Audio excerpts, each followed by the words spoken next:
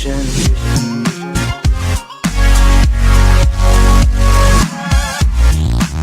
Updated October 22, 2017. 163,154 Wellington student Jordan Butler has nearly finished his double degree in psychology and criminology.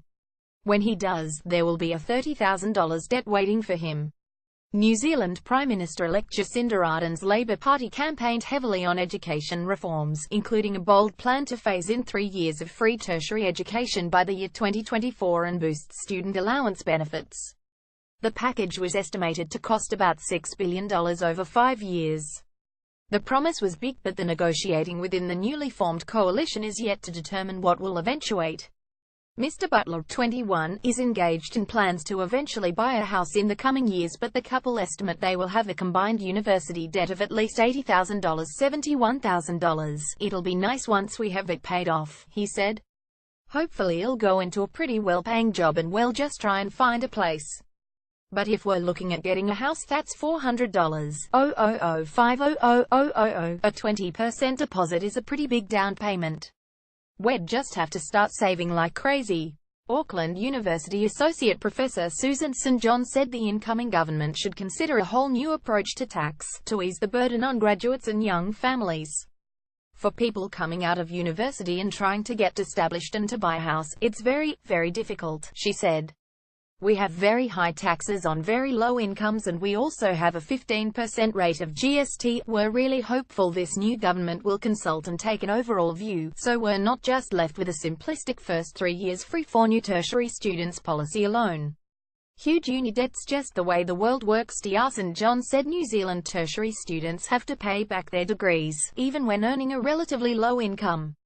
The government froze the threshold at which students have to repay their student loans. Currently it is about $19,000, which is an extremely low level of income, she said. The extra rural repayments over that threshold is 12%. She said women in particular were being adversely affected. They may be working part-time for several years. If they have a family and don't get into full-time paid work until much later, they may never repay their full debt, she said.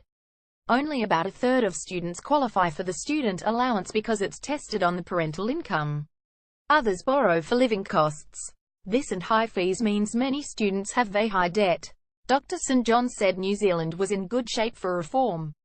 We're a strong fiscal position with low net debt, she said. We have to start investing in young people and look at it as an investment and not an expense. Sean Minkhorst is 3/4 of the way through a Bachelor of Design degree, at a cost of $50,000. I kind of see it as just how the world works. You kind of end up with debt, but hopefully you can pay it off, he said. He'd like to buy a house, but it's pretty crazy expensive. He said he agreed with the proposed policies but thinks measures should be put in place to guarantee students finish their degrees. If it's free, anyone can just go do it. Will it still have the same value? I've missed out on it, but I think it would be cool, especially if it's the first year or first term. Topics: University and further education. World politics. New Zealand. Pacific First posted October 22, 2017. 134,240